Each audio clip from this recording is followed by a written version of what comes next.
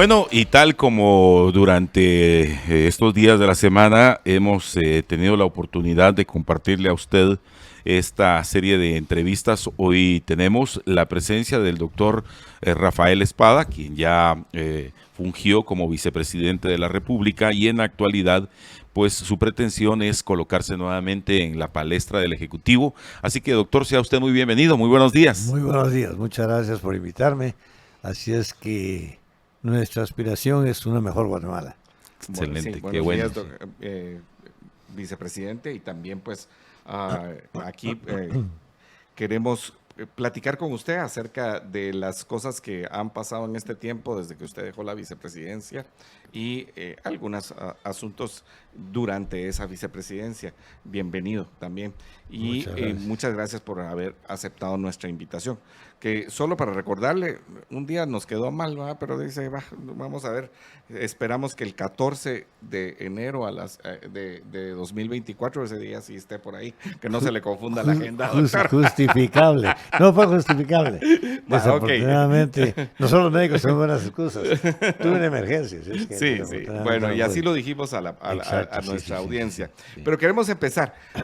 Doctor, en su trayectoria política, usted pues era un médico renombrado, sigue siendo un médico renombrado a nivel internacional, no solo nacional, sino internacional, y de repente en una de esas decide participar a la política y justamente para el cargo de vicepresidente de la República. Y a su primera convocatoria, usted es electo vicepresidente de la República junto con el ingeniero ya fallecido, el expresidente Álvaro Colom Caballeros.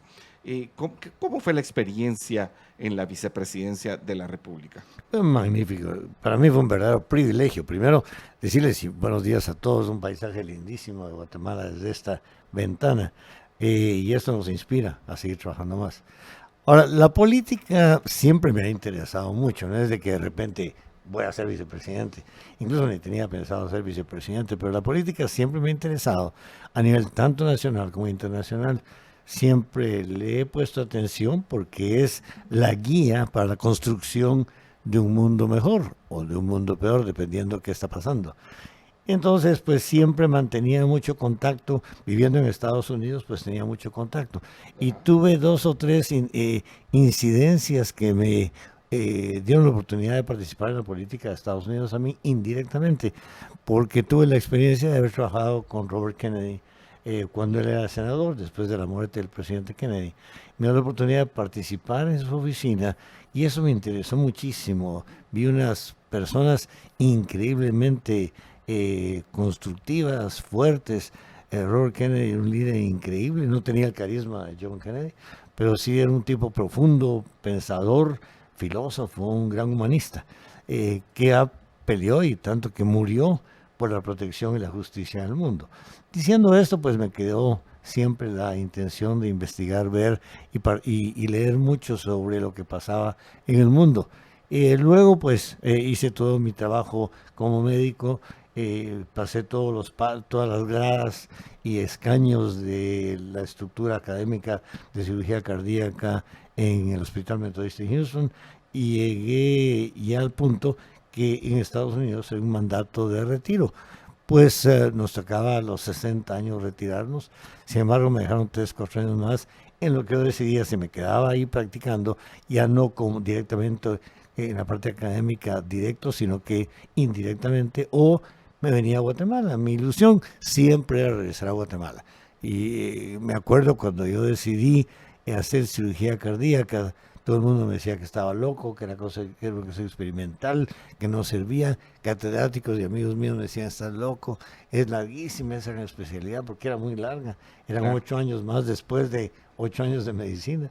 Así es que era un montón de tiempo, pero me gustaba, siempre me fascinó, leí mucho sobre eso y tuve la oportunidad de ir con el doctor Rebecki, que era un gran líder, y estar con Kennedy. Eso me hizo muchos contactos.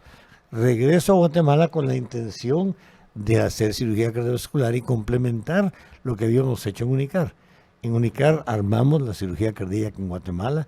Había una cirugía muy básica que no se desarrollaba con la rapidez que necesitábamos.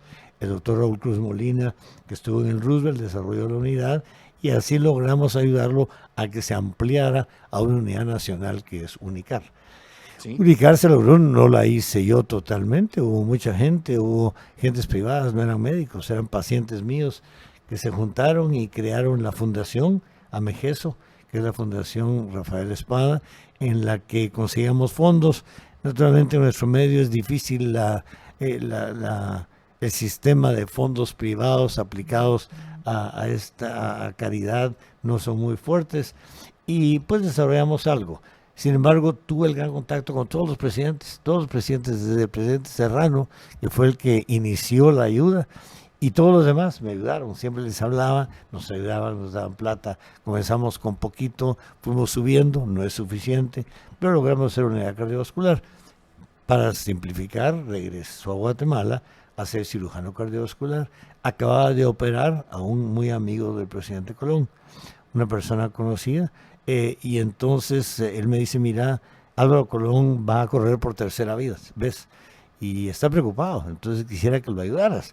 Se le dije, yo no soy político, no tengo nada que ver con esto. Hicimos una junta, platicamos, y me dijo, mira, quisiera que platicara, que trabajaras conmigo. Le dije, con mucho gusto, hacete la campaña, sé presidente, y cuando seas presidente me avisas, y lo que te puede dar con mucho gusto.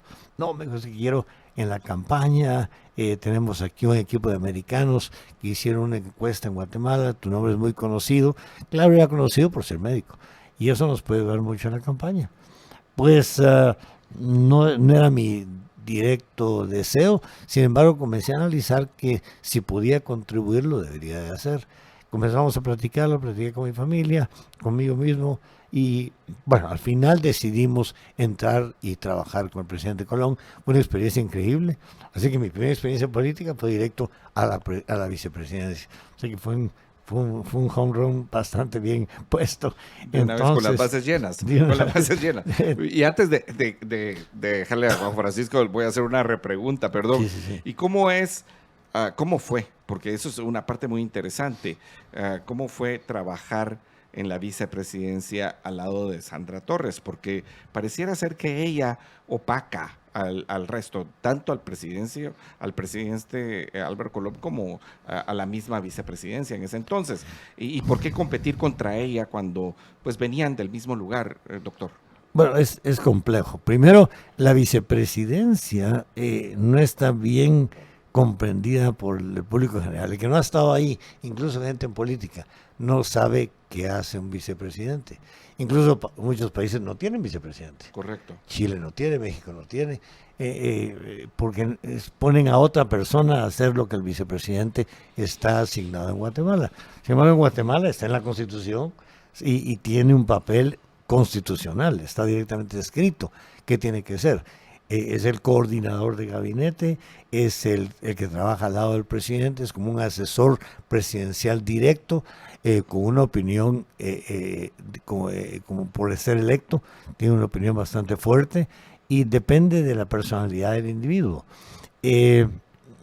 Estudié muy bien la vicepresidencia y primero hice lo que el vicepresidente tiene que hacer en la Constitución. Segundo, mi relación con la primera dama pues fue siempre muy respetuosa, era la esposa del señor presidente, es una persona muy trabajadora, muy directa, sí opacaba mucho el sistema porque tiene una personalidad muy fuerte, pero sin embargo yo trabajé muy bien lo que yo tenía que hacer. Ella nunca interfirió directamente con mis actividades. A veces me decía, mira, que la primera dama quiere, bueno, solucionamos el problema. Si había problema, era una plática directa con el presidente. Y el presidente me dijo, mira, mi esposa va a trabajar en proyectos que yo le voy a asignar, que son de la presidencia, no son de la vicepresidencia. Eso lo fue muy claro. El primer día cuando ganamos, yo le dije, mira Álvaro, yo sé que ser número 2 es el problema más serio en el gobierno. Créame que ser vicepresidente es difícil, porque ser número 2 a veces pues uno está en desventaja, está cerca del poder pero no tiene todo el poder. Es un país presidencialista como el nuestro. Entonces lo que hay que hacer es ser maduro, saber exactamente lo que uno tiene que hacer, ser respetuoso de la Constitución y hacer lo que la Constitución dice. En la Constitución el vicepresidente es el coordinador, tiene varias secretarías, tiene cerca de 30 secretarías que tiene que atender y hacer. Incluso nosotros hicimos 2 o 3 más, incluso hice el gabinete de agua, hice muchas cosas que yo sentía que deberíamos de hacer, siempre consultando con el presidente. Y me acuerdo que nos sentamos, cuando ganamos, tuvimos un desayuno muy, muy abierto. Le dije, mira, yo siempre digo la verdad. Tengo ese gran defecto, que siempre digo la verdad. A veces me dicen que soy medio contón, que digo más de la cuenta, pero yo estoy contento cuando yo digo lo que siento. Y lo que siento y pienso te lo voy a decir todo el tiempo. Voy a respetarte como presidente. Espero que me respetes como vicepresidente. Cuando yo tenga una opinión negativa de lo que estás haciendo, te lo voy a decir. Ahora, la decisión final es del presidente. Claro, al menos que fue un desastre de cosas.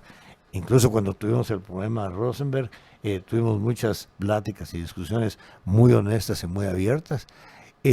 Mi misión como vicepresidente es apoyar al presidente, pero apoyarlo no en decirle que sí en todo, apoyarlo en una opinión, en un trabajo conjunto.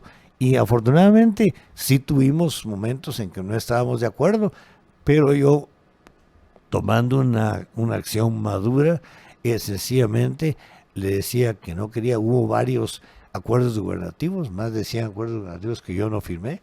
Yo le dije, señor presidente, no firmo esto porque no me parece. Si es tu responsabilidad con tus ministros si tú querés, pero yo no voy a firmar, razonaba mi voto, y eso es lo que se hace en una posición madura de vicepresidente. Incluso la prensa lo sabía. Yo tuve muy buena relación con la prensa, tenía 2 reuniones semanales con la prensa, se juntaban en mi oficina, yo les contaba todo. A veces me decían, no les contés tanto, hombre, porque van a escribir cosas, y a veces torcían cosas, y tengo que admitirlo. Pero yo tenía buena relación con ellas, decía, mire, me torcieron esto, y les corregía lo que yo creía que debe ser. Tuve magnífica relación con los periodistas de Casa Presidencial, incluso me dieron la manzana. Cada año me daban la manzana, y eso quedaba un poquito de tensión porque el presidente se quería el que debía tener la manzana, lo mismo la primera dama, muchos, incluso en el área final, uno de los coordinadores me decía, mira, vos mejor que no te toque a vos porque hay mucha tensión, todos la quieren, pero yo no soy la que la doy, decía la prensa, háblenle a la prensa, ustedes saben el lobbying con la prensa, pero yo la pasé bien. Ahora, hubo momentos tensos, hubo momentos de preocupación, hubo momentos de consulta, incluso hubo momentos que digo, bueno, si la cosa está muy difícil, renuncio. Incluso en esa oportunidad yo tenía reuniones con todos los vicepresidentes. Yo siempre traté de unir con la gente que tiene experiencia. Hice un foro de vicepresidentes, tanto a nivel nacional como centroamericano. Yo me juntaba con todos los vicepresidentes de Centroamérica y fuimos muy amigos. Y los ex vicepresidentes de aquí también. Me reunía, desayunábamos, entre ellos habían tensiones y me decía uno, mira, vos si llega, ¿qué día no voy? Pues están invitados, el que quiera llegar, llega. Y estaba ahí, habían todos los vicepresidentes, les platicaba de sus situaciones. El doctor Villagrán Kramer todavía estaba vivo, incluso en ese momento ya le costaba llegar, yo lo mandaba a traer y a dejar, tuvimos magnífica relación. Yo supe que él había renunciado. Le dije, mire, doctor, usted renunció. Me dijo, no, yo no renuncié. Y entonces me aclaró, incluso me dio un libro, y está en un libro. Él dio su salida por el presidente Lucas, le aconsejó mejor irse, porque había peligro de su vida. Habían matado a Colón Margueta, habían matado a Fuentes Mohr, y le dijeron, el tercero es usted.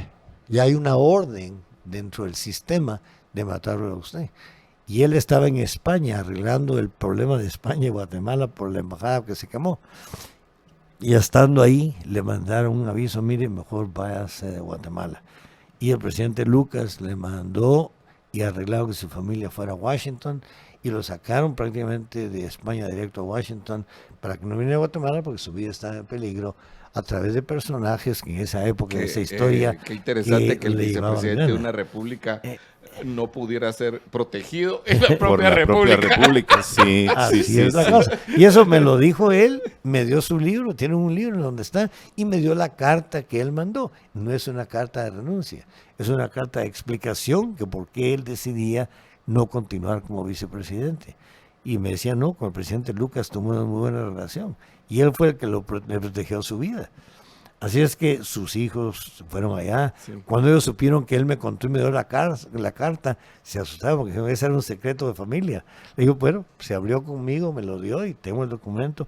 Entonces es muy interesante platicar. Le decía esto porque hubo momentos tensos, que incluso pensaba yo, pues, mejor me voy de esta cosa, ¿verdad? Pero yo creo que uno debe ser maduro, ver las... Yo soy muy optimista todo el tiempo. Yo encuentro soluciones, no problemas. Trato de crear direcciones y no problemáticas. Los problemas no son problemas, son etapas que uno tiene que pasar y uno tiene que ser fuerte para pasarlas, y si no las puede pasar, si no puedo pasar, me retiro. Yo creía que todo lo que venía estaba conmigo, es decir, la vicepresidencia no es un lugar, primero, número uno, no es un lugar de hacer negocios. Desafortunadamente en el gobierno muchos hacen negocios que no les van y les viene en su posición. Entonces en la presidencia nunca, jamás se habló de dinero. Nunca, jamás se habló de contratos. Nunca, jamás se habló de decisiones o influencias a los ministros.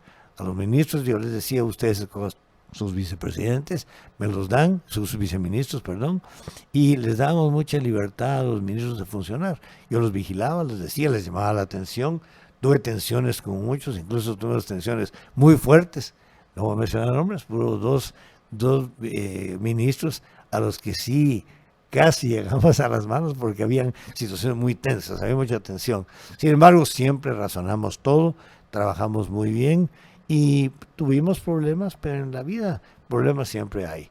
Yo siendo médico tengo problemas, a veces tengo casos complicados, no me pongo a llorar, me siento y me voy, sino que en medicina yo tengo un caso difícil, pues estudio, lo preparo, busco una solución y le doy la solución. Y le explico al paciente, mire, su solución es esta, puede hacer que con esta solución usted pueda morir, pueda fallecer, pero hay que tomar esa decisión. Lo mismo es, yo comparo mucho la medicina con la política. La política es hacer todo para crear bienestar a la sociedad. El médico trabaja para el bienestar del paciente. Entonces, en lugar de tener un paciente, yo tenía en esa época 14, 15 millones de pacientes en los que tenía que pensar. Y las soluciones que tomábamos eran en esa base, en esa decisión. Así es que, para decirte, incluso yo me sentía cómodo. Habían situaciones difíciles, pero yo estoy acostumbrado a tomar decisiones difíciles todos los días, cosas de vida y muerte. Entonces a mí no me preocupaba un problema, una solución, y un ministro hizo esto, hizo lo otro, hubo ministros que sancionamos, hubo ministros que sacamos, hubo personas que tuve que sacar de mi oficina era muy estricta, yo soy una persona muy estricta, muy ordenada, extremadamente puntual y a veces extremadamente también exigente, pero a veces teníamos que hacer. Lo primero que hice es hacer puertas abiertas. En la vicepresidencia todo el mundo, aquellas puertolonas de la vicepresidencia las tenían cerradas, con llave, ya les tocaba, ya hay que tocarles para que abrieran. Aquí puertas abiertas todo el mundo. Otra cosa que hacía, todos me decían, mira, que vengan tu gente aquí, que te vengan a tu escritorio. No, yo voy al escritorio primero a ver qué están haciendo, a ver si están trabajando. Y segundo, les exigía puntualidad, trabajo, rendimiento. Incluso trabajábamos 7 días a la semana. Yo me juntaba con mi staff todos los domingos en la tarde para planificar la semana. El sábado trabajábamos hasta tarde. Así que prácticamente trabajábamos la semana completa de 7. Solo el domingo en la mañana les dejaba la mañana libre por si querían ir a desayunar con sus familias. Porque yo consideraba a las familias una cosa importante. Pero sí éramos bastante estrictos. Tuve a veces que sacar gente que trabajaba conmigo, y un problema que tuve al principio, que lo puedo decir, es que no conocía gente en Guatemala. Decían, mira, vamos a escoger unos 3 secretarios. ¿Quién es, muchachos? Yo conozco a mis cuates de la facultad, pero son todos médicos. Entonces, muchas veces me dieron personas que parecían buenas y no eran tan buenas. Gentes que parecían malas y fueron buenísimos. Así es que sí tuve una escogencia y trabajo de personal. La mayoría, yo diría 90% de la gente que trabajó conmigo fue muy buena. Había un 10% que me resultaron medios tenebrosos, pues los eliminamos del sistema y trabajamos muy bien. Estaba muy entusiasmado, tuve mucha ayuda internacional. Yo trabajé, me concentré primero en la coordinación de gabinetes para la parte financiera. Como vicepresidente tenía el gabinete económico. Y una cosa que me preocupaba mucho en Guatemala es la corrupción. La corrupción siempre ha habido. Ahora está mucho peor, pero estaba muy mal. Y entonces comencé a averiguar y hubo un dato interesante en Guatemala. Había un programa en Estados Unidos que se llamaba las cuentas del milenio. Las cuentas del milenio lo estableció el presidente Bush, porque Estados Unidos daba dinero a Guatemala y se daban cuenta que el dinero venía y no sabían qué pasaba con ese dinero. Alguien se lo llevaba, decían que habían hecho una cosa y medio la cubrían y siempre se sabía que ese dinero no tenía rendición de esos fondos. Entonces el presidente Bush puso las cuentas del milenio para ver en qué se gastaba y ver si el país que recibía el dinero estaba preparado para recibir esa plata. Habían 17 indicadores. Guatemala tenía 15 indicadores buenos y 2 malos. Perdón, al revés, 15 malos y 2 buenos. Todos los demás países tenían por lo menos 12, 13 indicadores buenos. El Salvador tenía ayuda tremenda. Nicaragua, que era un país a veces que discutía con Estados Unidos, supuestamente del Partido Comunista del presidente Ortega, sin embargo el que más recibía plata. Entonces Salvador, Nicaragua y Honduras recibían un platajal. Decía, pero ¿por qué ellos? Porque sus indicadores son buenos. Entonces me puse a investigar los indicadores, visité cada uno de las entidades indicadoras. Estaba muchos indicadores de Estados Unidos. Había uno que era Global Financial Integrity, que es una ONG de Estados Unidos que analizaba flujos ilegales e ilícitos. Guatemala era de los peores. Había mucho dinero ilícito, mucho lavado de dinero del sistema guatemalteco. Entonces fui a hablar con todos, con los 17. Digamos, UNESCO me decía, mira, el problema de Guatemala es que no hay información. Me decía, ¿usted sabe cómo nos informamos en Guatemala? Y bueno, o sea, pero es a través de un periódico. No el periódico, sino prensa libre, para no decir nombres. Pero me decía, leemos la prensa libre porque las embajadas no dan información. Ustedes no tienen información. Entrábamos en Google, que comenzaba en ese momento Internet, no había información de Guatemala. Y los embajadores no sabían qué decir. Hay una pena tremenda cuando un embajador no sabía informar. Y eso que Francia era donde teníamos mejores embajadas. Pero me decía UNESCO, mire, Guatemala no tiene nada de información. Y así eran todos.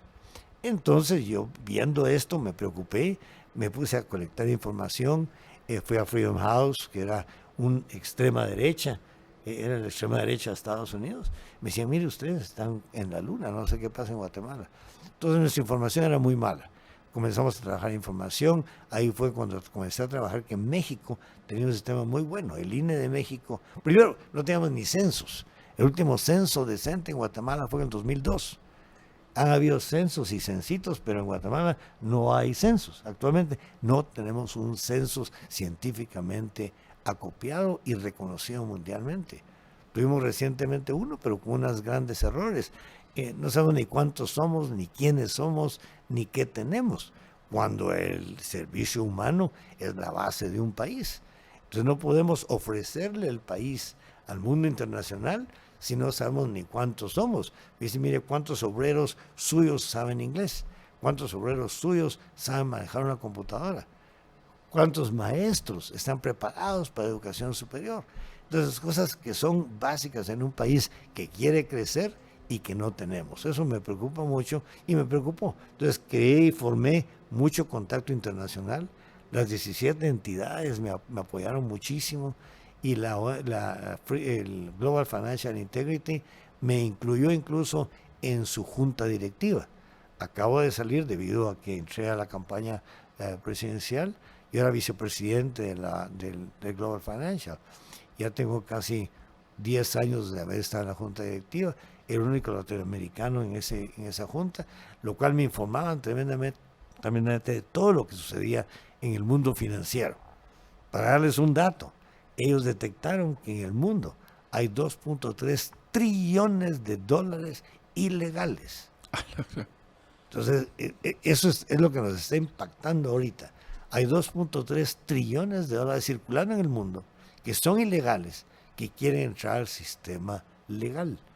De ahí viene el lavado de dinero, de ahí vienen las criptomonedas y toda esta situación que tratan de que ese dinero no quede flotando, porque es dinero que sí existe, pero que existe en una forma pero legal. que no ha entrado al sistema legal. Entonces, Global Financial, incluso ahorita acaba de sacar un segundo libro, el que era presidente, que ahora no es presidente de la ONG, que explicaba decía en dónde están los trillones.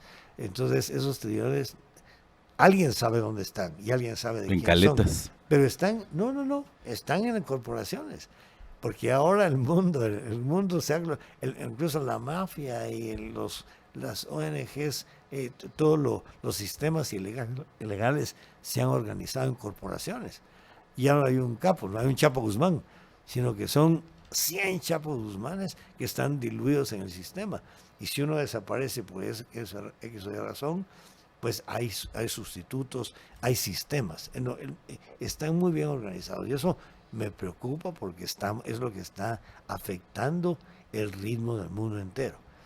Porque Guatemala es parte de ese concierto. Y el mundo entero tiene esa presión internacional fuerte que tenemos que entender. El presidente de Guatemala tiene que entender bien la estructura financiera mundial para poder participar.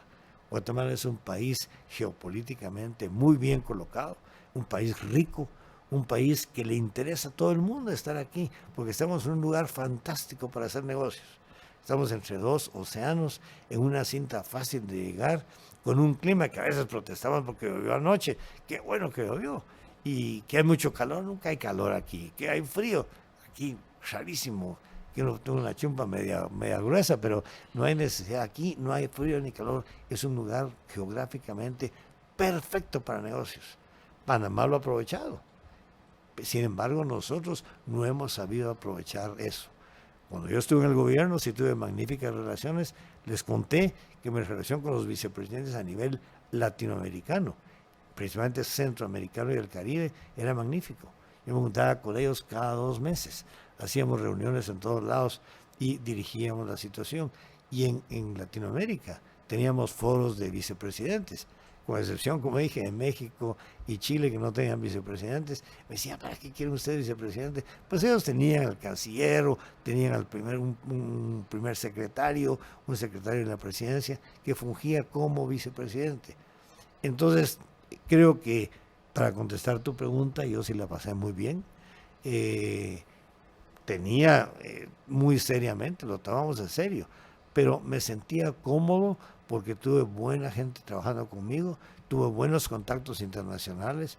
El presidente nunca me obstruyó violentamente nada, a veces no estaba de acuerdo conmigo, a veces decía, mira, Rafa, tener cuidado. ¿Y la primera dama nunca lo interrumpió? No. Y yo le digo, en los 4 años, si yo hablé con ella 4 o 5 veces fue mucho.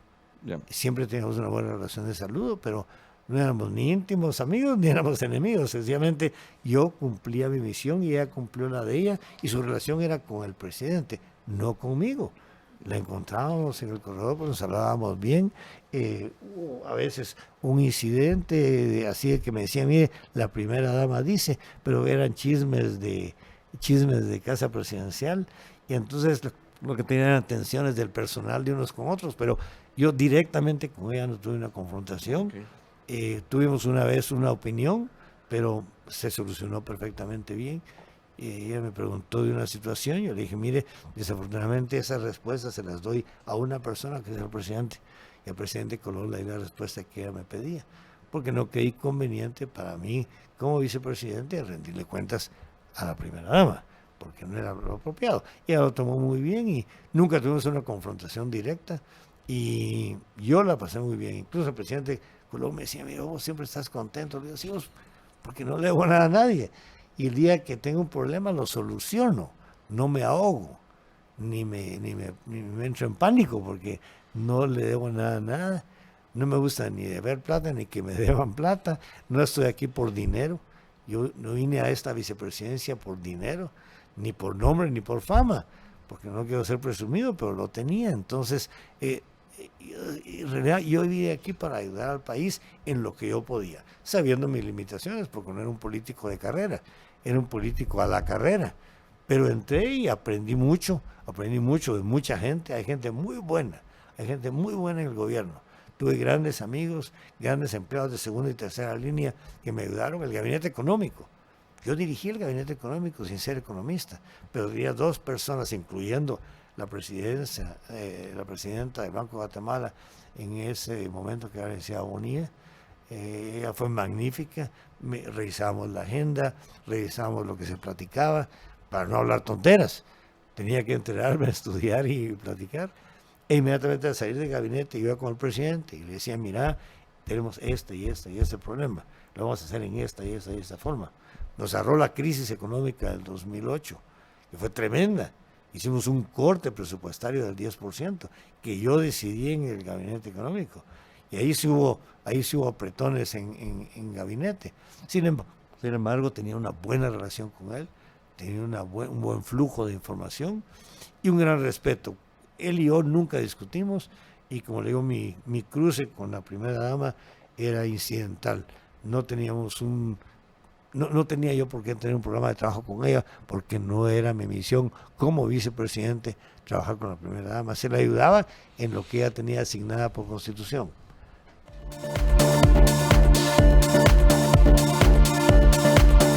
Bueno, ahora en esta parte vamos a preguntar más nosotros, doctor, que yo platicar mucho. Que usted platicar, sí. Y queremos preguntar un poco acerca de este partido republicano. ¿Usted pues se integra al Partido Republicano o es fundador del partido? ¿Y cuáles son los...?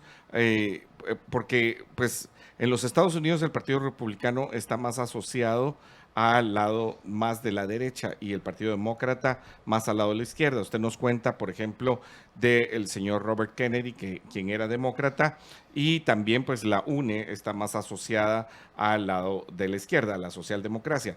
¿Cómo se define el Partido Republicano? ¿Cuáles son sus valores y su ideología? Bueno, el Partido Republicano es un partido nuevo, inspirado claramente en las necesidades de Guatemala. Guatemala es un país eminentemente conservador y por eso mi línea y la línea del partido, y me uniré porque es mi línea es de centro-derecha. Guatemala es un país muy, muy conservador. Si le queremos, bueno, regresemos que para mí derecha-izquierda no existe. Para mí existe gente honrada o gente ladrona. A mí no me importa sentarme con un comunista al lado, si es honrado y trabajador, no me molesta. Ideológicamente pensamos diferente, pero eso no quiere decir que sea mi enemigo. Como en Guatemala, si eres de izquierda, si sos chairo, yo te odio, si sos derecha, sos un explotador. Aquí lo exageramos todo mucho, pero el partido tiene una línea de centro-derecha. Sin embargo, tenemos aspectos bastante abiertos y liberales. Digamos, en el partido, regresando a Estados Unidos, que era tu introducción, yo era del ala demócrata, pero del ala demócrata conservadora.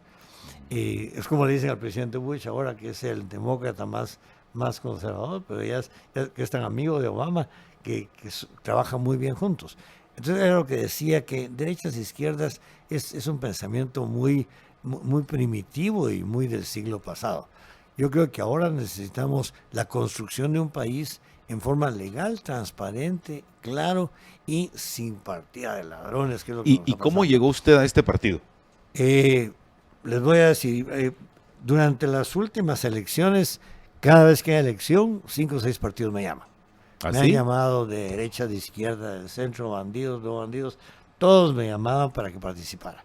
En posiciones altas, en posiciones presidenciales, en posiciones como primera casilla del Congreso, y todas estas cosas. Sin embargo, no estaba yo convencido. Sin embargo, viendo la dirección de país que tenemos, viendo lo que está pasando, creo que hay mucho desorden. Y muchos amigos se acercaron a mí y me dijeron, mira, tu experiencia como vicepresidente, tu trayectoria, tu forma de ser, podría ser un buen guía para un partido, un buen guía presidenciable para un partido, para que Guatemala, junto con un grupo, porque no es una golondrina que hace el verano, no es un individuo que va a transformar el país, ese individuo lo que tiene que hacer es tener la sabiduría de juntarse con gente decente y valiente que quieren hacer algo para el país, porque hay gente muy decente, pero que no son valientes, no les gusta trabajar, no les gusta comprometerse. Yo he hablado con muchos, mira, vos ayúdame en este proyecto, sí, vos por la política, y que mi familia me dice que no, porque se vuelve uno chuco, ¿no? Y si uno no se vuelve chuco, uno ya era chuco, la cosa es que te encontraron el precio. Entonces, si son nosotros... No solo eso, sí. no lo habían puesto al lado donde había, como dicen algunos políticos. Exacto. Entonces, si vas a hacer así, prefiero no te metas. Pero yo sí estoy juntando gente decente, gente recta, gente que quiere hacer las cosas como yo creo que se deben hacer. Buscando eso, pues me ofrecieron de diferentes partidos, incluyendo la UNE, hubo pláticas. Sin embargo, yo no me sentía cómodo con todos los grupos de esos partidos políticos. Por lo que dije, si entro, voy a entrar en un partido nuevo, en donde yo pueda conocer a las personas desde el principio y que no tengan ningún rezago ni ninguna cola de muchos que pueden tener, que la mayoría tienen. Alguien que hizo cosas muy malas en la que no me siento cómodo sentarme a trabajar, porque no le confiaría. Entonces decidí buscar un partido nuevo. Con unos amigos me dijeron, mira, hay un muchacho muy activo, era Carlos Velázquez Monge, que es el dueño y secretario del partido. Fue el que, ¿Dueño? Él lo comenzó, él comenzó y tal vez la palabra dueño suena raro, pero sí él lo fundó, él lo hizo. Y él puso las partes básicas de la formación del partido. Me senté a platicar con él. Me pareció un joven con mucha inteligencia, muy ordenado, con experiencia de organización. Su experiencia política era poca, porque en realidad él es piloto aviador, estuvo en el la Ministerio parte de Desarrollo. Después, en la parte política, pero inicialmente era jefe de aeronáutica civil. Sí, correcto. Entonces estuvo en aeronáutica la mitad del tiempo con el presidente Morales, luego el presidente Morales lo integró en su gabinete y me imagino que le vio mucha madera política y lo puso en el MIDES.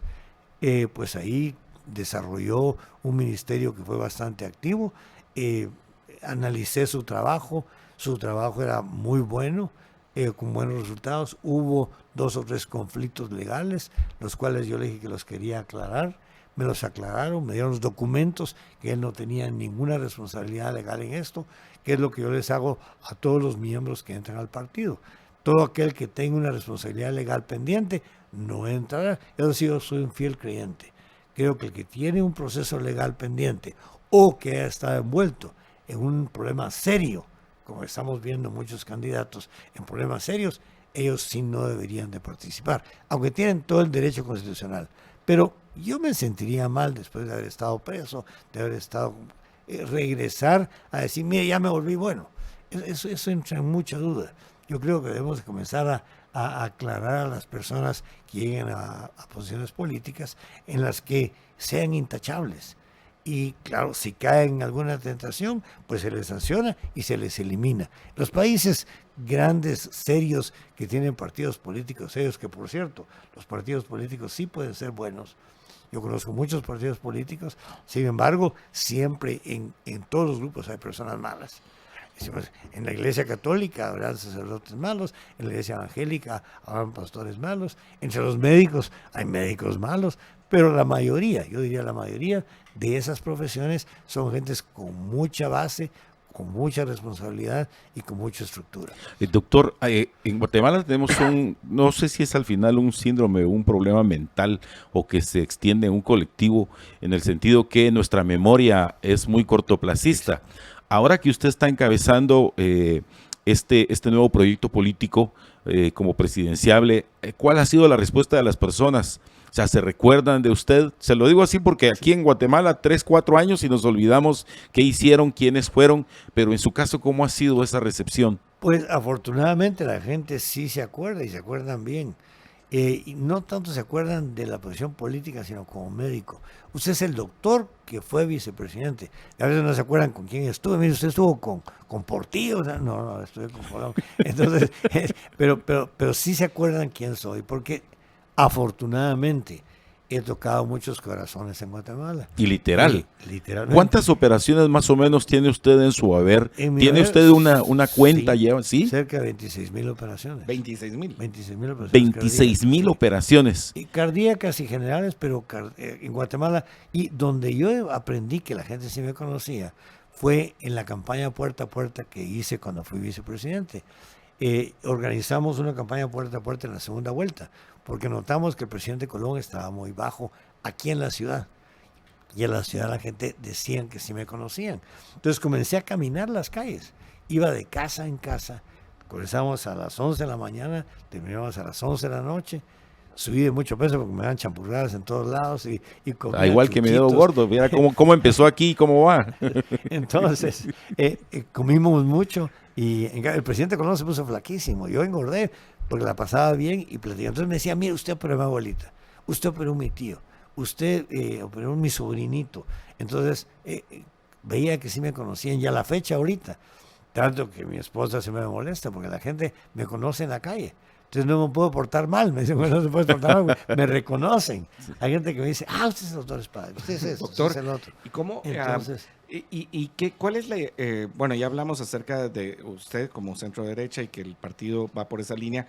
¿Cuáles son las propuestas principales? No el plan de gobierno, porque todavía no podemos hablar de eso, pero ¿cuáles son las propuestas principales filosóficas del partido? bueno, primero, integridad y honradez, que es básico para parar esta corrupción. Luego hay que reconstruir a un país muy desordenado. Hay que reconstruir todos los sistemas administrativos gubernamentales. Para decir eso es, el gobierno trabaja muy lento, trabaja mal, desorganizados, las oportunidades de trabajo y equipo en el gobierno están muy disgregadas y desorganizadas. Incluso yo hice un plan que dejé como vicepresidente, el gobierno electrónico, que era en los países modernos lo que basa la transferencia rápida y controlada de lo que uno hace, está puesto en el gobierno electrónico. Si usted electrónicamente está puesto y está seguido, es raro que se pueda zafar. Podría zafarse en algún momento, pero en un gobierno electrónico es lo que transfiere mejor integración y regulación de un sistema. Yo dejé todo armado. La vicepresidencia la dejé totalmente electrónica. Y desafortunadamente el siguiente gobierno deshizo todo, incluso los archivos eran todos electrónicos. Dejé archivos de la vicepresidencia increíblemente bien ordenados. Dejé todo el sistema ordenado y me contaron que realmente cuando entregamos que mi documento que dejé con 67 proyectos, incluyendo el gobierno electrónico, lo tiraron a la basura. Porque la respuesta de la persona que recibió el libro fue, nosotros sabemos lo que tenemos que hacer, esta babosada no sirve. Y la tiraron. Eso le dijeron a mi secretario, que entregó un libro totalmente expuesto de todo. Entonces, diciendo esto, creo que nuestra base es la reorganización de productividad y de responsabilidad en el país. Como dije anteriormente, Guatemala es un país riquísimo, con muchos recursos, con mucho dinero, pero la organización interna está totalmente desviada, está totalmente tirada por todos lados, sin controles y dominada por la gente de los llamados partidos políticos. En realidad, partido político en Guatemala no hay. Se están formando. Es una de las misiones que tenemos en el Partido Republicano, que sea un partido serio. Pero tenemos que comenzar desde ya a entrenar jóvenes. Primero, poner en el pensum de las escuelas, explicarle al niño qué es la política, qué para es un que se partido pueda político, inmiscuir. para que el niño entienda que el presidente es una persona con responsabilidad, no que anda entacuchado, con guardaespaldas y que anda en helicóptero. Es una persona responsable que debe de administrar el país bien. Y si no la hace bien, debe ser penalizado tremendamente por el sistema. Entonces, yo quisiera hacer una pausa ahí, doctor, si me permite, y también, José Carlos, si me permites hacer una pregunta, en el sentido que siendo usted doctor, regularmente las personas piensan, bueno, es que es doctor, va a ayudar especialmente al gremio, ya que Guatemala padece o ha padecido una crisis hospitalaria de décadas y lamentablemente con la presidencia del doctor Yamatei ha sido mucho más evidente. Recién hace unas 72 horas el tremendo escándalo de Chimaltenango. exacto. En ese sentido, ¿pudo usted desde la vicepresidencia mejorar la condición de los doctores del sistema hospitalario o se sintió con las manos atadas y es por eso que en la actualidad tenemos el sistema hospitalario que tenemos? Bueno, por eso regreso, porque sé la estructura y dejamos proyectos de estructura que, como dije, el gobierno siguiente lo destruyó totalmente. Pero usted Digamos, durante esos 4 años no pudo incidir en el Ejecutivo para mejorar, digamos, más ampliamente la calidad de la red hospitalaria. Yo le digo porque recién tuvimos la oportunidad de levantar un reportaje con otro medio Y me dio mucha pena preguntarle a los jóvenes estudiantes aquí nomás en el Roosevelt por qué cuando operan están operando con una mochila en la espalda. Entonces yo dije, ¿será que tienen conectado algo? Les están diciendo. Me dijo, no, es que no hay lockers donde poner las mochilas. Y luego, cuando llegó un espacio como alrededor de las 3, 4 de la tarde, me dicen, vamos a mandar a traer comida. Yo dije, bueno, a ver qué van a mandar a traer. Manzanas ahí en el mercado del Guarda, porque da la casualidad de que a los doctores allí en el Roosevelt no se les da el alimento. Y yo ponía la contraposición que los señores que están como presos en cualquier sistema penitenciario de Guatemala sí tienen sus 3 tiempos. Y aparte, me dio muchísima pena también que cuando ellos llegan, ellos tienen que hacer como un albañil, digamos, que tiene que llevar su cuchara, su martillo, su piocha, lo que fuera, y ellos también, porque el hospital tampoco les puede proveer eso. Y en el momento de dormir, los patojos, yo no sé si usted tal vez en su vida académica lo vivió o lo vio o le han contado, pero los patojos se quedan así en las esquinas de los quirófanos, me parece que le llaman, para hacer un poquito de sueño, porque tampoco hay camas, digamos, decentes donde poder quedarse. ¿Usted no pudo, digamos, como vicepresidente atacar ese flagelo, doctor Espada? Pues sí, tratamos, pero 4 años es muy corto. Y digo esto porque en los 4 años que estuvimos sí hicimos una campaña agresiva de esos detalles. Pero también, a veces, es decir, la situación hospitalaria de Guatemala sí es trágica. Y es vital que la atendamos, porque es una tragedia enorme. Yo tengo estudiantes de medicina. Mi hija está ahorita estudiando medicina en el Hospital General. Y ella me cuenta, me dice, yo tengo estudiantes. Tengo 1,200 estudiantes en la red hospitalaria y veo, nosotros tenemos que darles las camas, tenemos que ayudar a que tengan lugar donde dormir, tenemos que decirle al hospital que nos dé un cuarto, entonces instalamos luz, instalamos lo pero que se con pueda. Un presupuesto tan grande, doctor. No, sí, es una barbaridad. Dinero hay. Ajá, ese es el punto. Sí, ¿por qué no se hace entonces? Porque el ministerio y toda la red de distribución de fondos está totalmente corrupta y está alterada.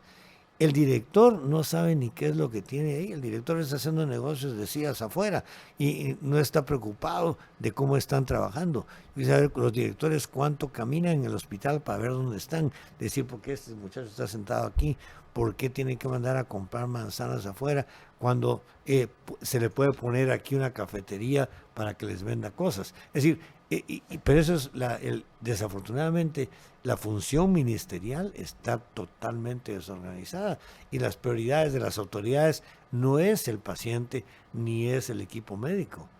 Sí se han hecho reformas, se han aumentado los sueldos, los sueldos no son buenos, pero son mejores de cuando yo estaba ahí en la vicepresidencia. Sí han mejorado los sueldos, sí se les ha dado más posibilidades, sin embargo, ni siquiera tenemos hospitales nuevos. El único hospital nuevo es el de Villanueva, que fue el que pusimos nosotros. Comenzamos el proyecto que hizo el presidente Berger, que era un proyecto de hacer Misco Villanueva, y se quedó paralizado. Cuando yo entré, ahí estaba el proyecto, la plata estaba asignada.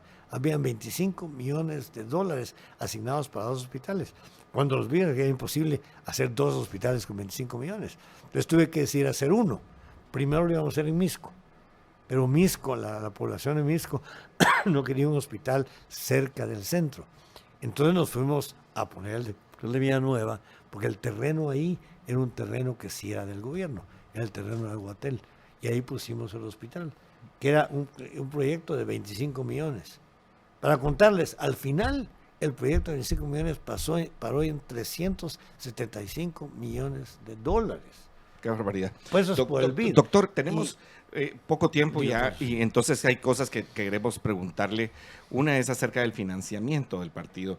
¿Cómo se financia el partido y cómo va a enfrentar las elecciones con el financiamiento que se tiene? Pues el financiamiento está muy claro, está documentado y es por los miembros de personas que llegan a postularse. Ahí contribuyen todos los que están participando en hacer la parte básica. Digamos, no tenemos una gran sede, no tenemos un edificio, no tenemos automóviles. Yo no tengo un automóvil del partido, ni me pagan mi gasolina, ni me pagan nada. Sí, yo me lo estoy financiando yo para subsistir ahora. Hay métodos ahora que el Tribunal Supremo Electoral asigna esos fondos para la parte de propaganda y estructura. Sí. Y eso es lo que se va a utilizar para las casas de campaña. Las casas de campaña son caras. Yo no sé por qué hay unos partidos que tienen 20 casas de campaña, edificios aquí en la zona 10. Es decir, es carísimo. Deben tener fondos de algún lado. Nosotros no tenemos esa facilidad. Estamos trabajando con la parte básica, prácticamente con la plata que tenemos los que estamos en la Junta Directiva y lo que el Tribunal Supremo Electoral asigna, lo cual está documentado, está públicamente abierto, tanto que yo soy fiel creyente, yo soy el que puse la ley de acceso a información pública en Guatemala. Yo he peleado por la ley de acceso a información pública y fui uno de los que la empujé. Tenía 20 años de estar en el Congreso.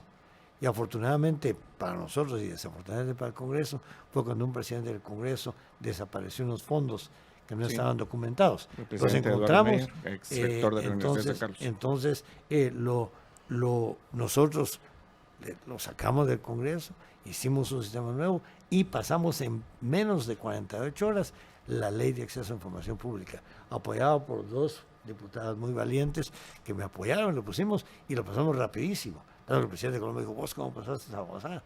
Le dije, les hice sentir mal a todos y pasó rapidísimo. Pero entonces tuve que mandar gente a México. México nos ayudó mucho, el IFAI de México nos ayudó a organizar y tenía gente muy buena. Hasta la fecha tengo 3, 4 personas que los voy a regresar porque fueron los que hicieron los detalles de la ley de acceso a información pública que estoy averiguando que ahora la quieren desaparecer. Y ojalá que no la desaparezcan porque vamos a pelear para que esa ley no desaparezca, porque es la única forma que tenemos de controlar los fondos. Yo creo firmemente en que todo es público en el gobierno, con la excepción de la salud de los dignatarios o de asuntos internacionales que estén en seguridad nacional, como cosas del ejército y cancillería, que son temporales, porque al solucionarse salen a luz pública. Así que yo soy un fiel cliente del libre acceso a la información pública, de la opinión pública. Una de las cosas, es un dato muy interesante lo del acceso a la información. Desgraciadamente hay algunas instituciones de gobierno que se niegan a darla o retrasan la información, o algunos son descarados, o sea, la dan aunque esté mala, o sea, eso ya llegó al descaro, pero se abrió esa etapa. Una de las secretarías que la vicepresidencia coordina es la Secretaría en contra de la corrupción. Y usted, pues entre la ideología del partido, doctor, y otra parte importante es, pues como decimos, lo que usted ha hablado es acerca de esa honestidad y la transparencia. El gobierno de la UNE fue catalogada en su momento como uno de los más que más datos de corrupción. ¿Se investigó a mucha gente en ese gobierno, en la Secretaría Anticorrupción? Porque uno de los problemas es que ¿cómo va a ser que la misma vicepresidencia del mismo partido investigue a los mismos grupos? O sea, ¿no tendría que salir de la vicepresidencia y estar aparte? Yo inicié el programa de transparencia. Me imagino, la Secretaría vino después. Inicialmente yo hice el programa de transparencia, cablemente por eso, porque no debía ser gente del gobierno, debía ser gente del sistema judicial, en la que se persiga. Entonces, pero en ese momento había muchas dudas del proceso judicial también. Entonces, había de ver cómo lo sacamos. Y por eso fue que yo hice también la ley de extinción de dominio.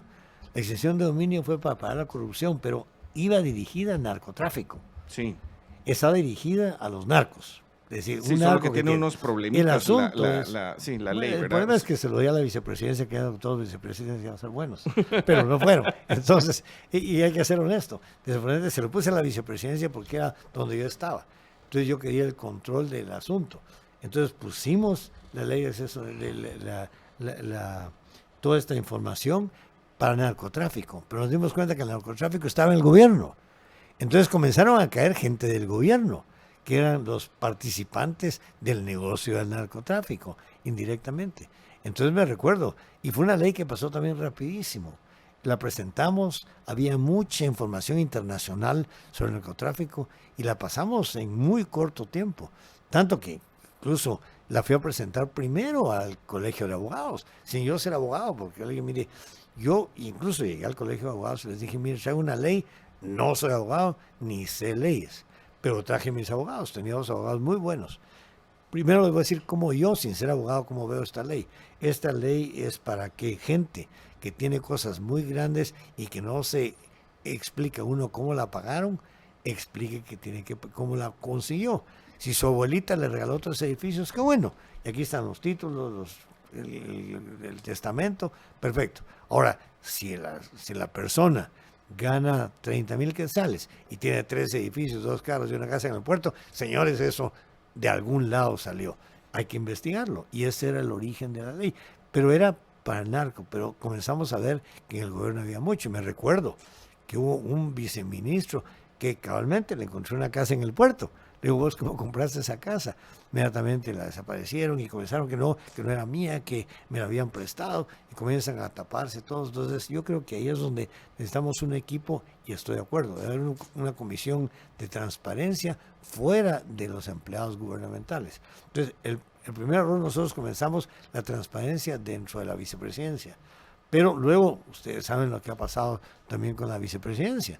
Entonces tenemos que controlar esto, y creo que el organismo judicial nos tiene que ayudar en hacer un sistema que actualmente pues el presidente asigna un grupo de gente que él cree que son honestos y que le van a hacer toda la investigación. Pues qué bueno, si en realidad las personas ahí son honestas, son vigiladas y hacen un buen trabajo, magnífico.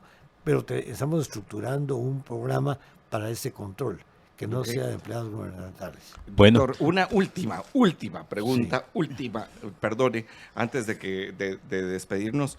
Uno de los grandes de nuestros oyentes aquí es un pleito personal que usted estuvo con Marta Yolanda, y de hecho pues que usted la demandó. Marta Yolanda es una de las las dueñas aquí, o de las locutoras principales, de las analistas principales, una referente a nivel nacional, y hubo un pleito con ella específicamente. ¿Qué pasó ahí? No, era lo que yo decía. Desafortunadamente hubo un artículo que ella escribió que se llama El Judas, no sé quién, que yo era el Judas de él. Fue por la muerte de Rosenberg. Ella interpretaba que yo estaba envuelto en la muerte de Rosenberg. Sí, cuando uno leía el artículo, implicaba que el vicepresidente sabía que iban a matar a Rosenberg y sabía que iba a estar, y que yo era el Judas del sistema, porque yo sabía que iban a matar a Rosenberg y no le dije a nadie. Eso era totalmente falso, pero falsísimo. Entonces yo traté de explicarle, de decirle. Luego me acusaron de que yo tenía gente que estaba siguiéndola, que había una orden de captura para ella. Y en realidad yo la conocí muy poco, nunca platiqué con ella. Y tanto que mandé mensajes a través de amigos míos para decirle, no tengo nada contra ella, sencillamente usted me acusó de algo que no era cierto, solo retraiga esa información. Y nunca quiso retraer que no era Judas ni que sabía la muerte de Rosenberg. ¿De dónde sacó que le habían dicho amigos? Usted dígame quién se lo dijo para aclararlo. No, yo protejo a mis fuentes. Pues sus fuentes, no sé qué fuentes son, pero no es verdad lo que dijeron. Y si lo tiene el problema, entonces hubo ya acusaciones muy fuertes, por las que yo aconsejé a abogados de decirle que por favor no siguiera hablando de eso porque era totalmente falso. Y si querían comprobarlo en las cortes, pues se fueran a las cortes. Y en realidad, como le digo, traté de platicar con ella, no tengo nada personal con ella. Incluso en ese momento no la conocía mucho, sabía quién era, pero nunca platiqué con ella. Deberíamos de habernos sentado a platicar y aclarar el asunto personalmente, pero ella no lo permitió y era un ataque constante. Aquí en este programa se me atacaba personalmente. Entonces, pues yo decidí, bueno, que me sigan atacando, pues yo me acostumbré después que me mentaban la madre todo el tiempo. Entonces, pues, al principio pues sí le molestaba a uno, pero después uno comienza a acostumbrar. Como uno sabe las cosas que son mentiras, pues a mí no me ponía a pelear con nadie. Yo sabía lo que hice. Yo la muerte de Rosenberg no la manejé. Supe que murió Rosenberg el día domingo que estaba en la Antigua. Me dijeron, mira, cerca de tu casa mataron a un señor. Sí lo conocía porque yo tuve la oportunidad de operar a su mamá, una persona que lo operó en Houston. Lo conocía. Incluso tenía amigos que lo conocían. Sin embargo, no estaba enterado. Y fue una situación tensa, una situación dura. Yo con el presidente Colón tuve muchas conversaciones. Lo primero que hice es llamarle y decirle, mira, ¿estás enterado de la muerte de Rosenberg? Si tuviste algo que ver, vos mandaste a matar a Rosenberg, o sabes quién lo mandó a matar. Se acusó que fue la primera dama, que había sido otras personas cerca del presidente. Sin embargo, nunca se aclaró nada. Tanto así que de las pláticas que tuvimos en gabinete, me acuerdo, incluso yo vine tarde en la Antigua, porque estaba en la Antigua, y mi seguridad me dijo, mire doctor, hay mucha gente y está el Ministerio Público cerca de su casa, que lo mataron cerca de mi casa. Mejor llegué tarde porque los periodistas lo van a capturar ahí en la calle. Y en realidad yo no sabía absolutamente nada, de verdad no sabía nada de la muerte del señor Rosenberg. Entonces al día siguiente en la mañana recibí una llamada del presidente, me dijo, mira, estamos aquí en mi oficina revisando el video, el disco, qué video, uno que distribuyeron en el funeral del señor Rosenberg, en la que me acusan a mí de haberlo matado. Entonces, y te mencionan a vos, entonces vos estás enterado. Le digo, no he visto el video. Entonces ahorita voy a tu oficina, fui a la oficina y estaban todos sentados y me veían con caras sospechosos, que si yo sabía toda la cosa, lo mismo que ella sospechaba que yo lo sabía, porque él dice en el video, ya no me acuerdo bien, pero se mencionaba que yo sabía, pero yo no sabía absolutamente nada. Por lo que lo revisamos, lo vimos, en ese momento sí entró muy activo y ellos fueron a hacer la investigación. Y fue una de las cosas que le dije al presidente, mira, que no se meta el Ministerio de Gobernación, el Ministerio de Defensa en esto. Claro, ayuden, pero agarré un punto imparcial. En ese tiempo, el punto imparcial era sí, que una comisión de Naciones Unidas que venía a investigar problemas fuertes en Guatemala. Le dije, esa es la comisión que debe investigarlo. Y así fue, nos dieron muchos datos, no sé si es 100% verdad el dato final, no sé, esos son misterios, así como quién mató a Kennedy, quién mató a mucha gente, pues no sé. Jorge Carpio, a otros que han desaparecido. Bueno. Pero digo esto porque sí van a aclararlo y mis respetos a la señora, no tengo nada contra ella. El día que ella quiera, con gusto, le doy la mano y lo platicamos como amigos, como guatemaltecos que queremos un mejor Guatemala. Yo estoy abierto a hablar con cualquiera. Cuando digo, mire, a mí no me importa que la ideología no tiene que ver con nada. Yo puedo sentarme con cualquier persona a platicar cualquier tema. Le doy mi punto de vista con respeto. Yo con todo el respeto, allá desde aquí la invito a que nos sentemos a platicar, tomemos un café y aclaremos la situación, porque no me gusta que haya rencores de cosas que no pasaron. Sencillamente no pasaron. Bueno, pues hasta aquí hemos llegado, doctor, como quien no dice nada, tuvimos 75 minutos efectivos en este espacio, en el cual ustedes también han sido protagonistas y les invitamos para el siguiente de la serie. Mañana estamos platicando también con Bernardo Arévalo, uno de los hijos, si no el último me parece, del expresidente Juan José Arévalo Bermejo, en esta serie en la cual pues usted ha tenido la oportunidad de compartir también con Isaac Farchi, con Edmond Mulet, con Amílcar Pop, con Manuel Villacorta, con Francisco Arredondo y algunos otros que seguramente se me escapan, pero hoy se sumó a esta larga lista de entrevistados el doctor Rafael Espada, ex vicepresidente de la República y candidato por el Partido Republicano. Así que regresamos en breve, después de este corte.